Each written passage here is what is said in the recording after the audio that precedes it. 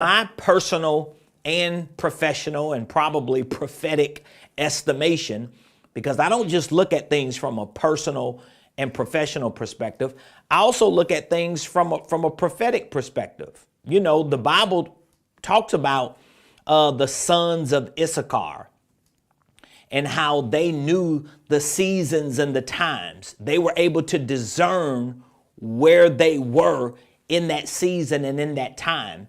And I look at myself and people of God as sons and daughters of Issachar, where we should be able to discern where we are, not just spiritually, but we should be able to discern where we are economically, where we are financially, where we are professionally, even culturally.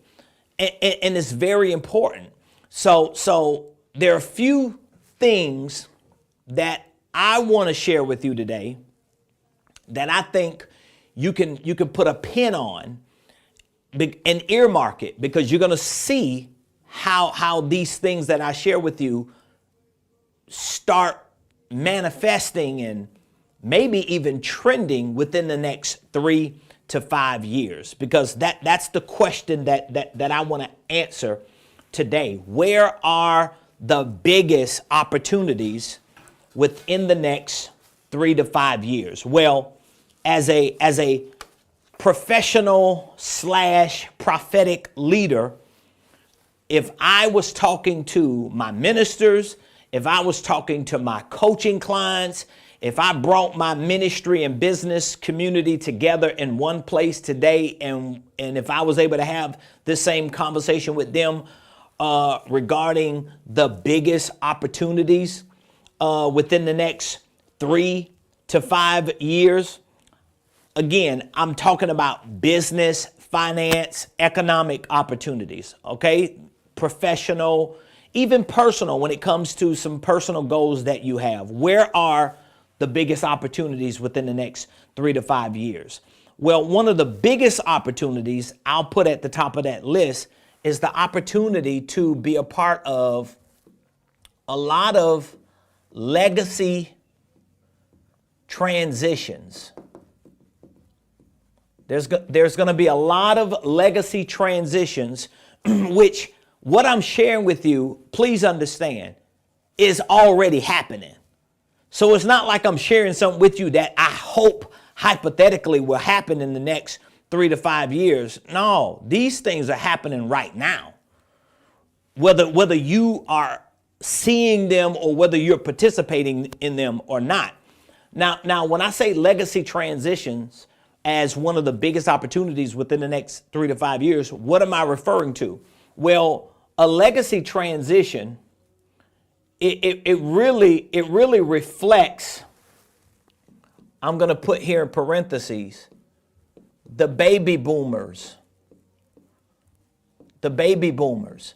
If you don't know what a baby boomer is, you definitely ain't using your phone enough, okay? If you don't know what a baby boomer is, I ain't gonna say you goofy, but I want to say you goofy, but you just need to Google the term baby boomers, okay? Baby boomers reflects a certain generation. That baby boomer generation would be considered our parents, okay? My parents' generation. So if you look at the age range of who are considered baby boomers, this generation, they are currently making legacy transitions. And it's a lot of baby boomers today. Okay? I don't know the exact number, but again, I don't want to be goofy either. So let me Google it while we live. How about that? I'm going to Google how many baby boomers are there. So as of today, it looks like we have about 80 million baby boomers, if I'm not mistaken. We got close to 80 million baby boomers right now. give or take a couple million. All right. So think about that. You've got about 80 million baby boomers, and a lot of those 80 million people. I mean, if you have at least 80 million baby boomers and you got 300 and something million people, let me see, what percentage is that?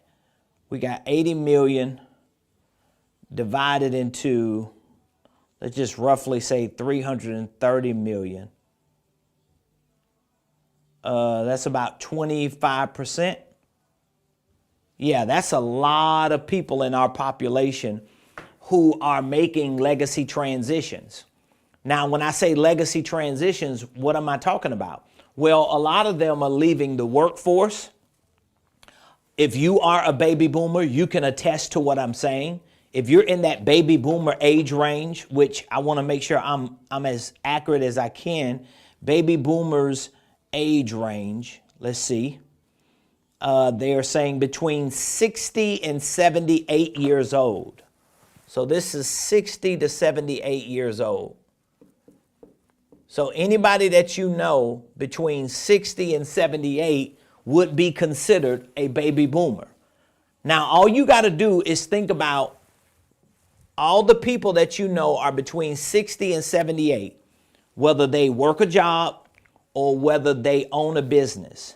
This generation is making legacy transitions, and if they're not currently making that transition, I guarantee they're thinking about it.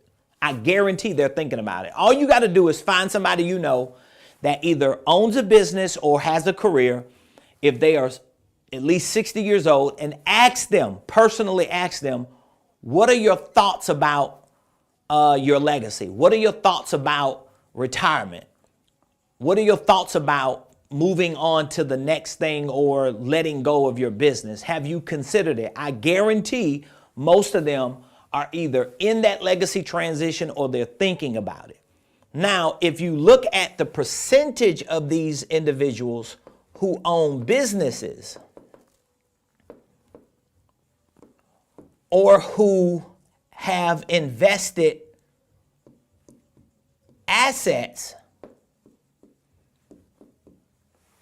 most of those people who are baby boomers with businesses and invested assets don't want to run and operate the day-to-day activities of that business or of the entities where their invested assets are. So again, this is a big opportunity for you.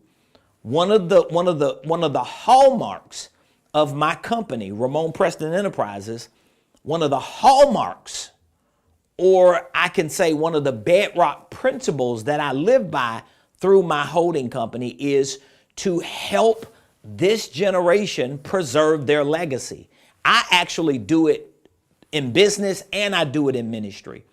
So I have a lot of people in ministry that I do my best to work with to help them in their legacy transitions, even in ministry. So I do it in ministry and business.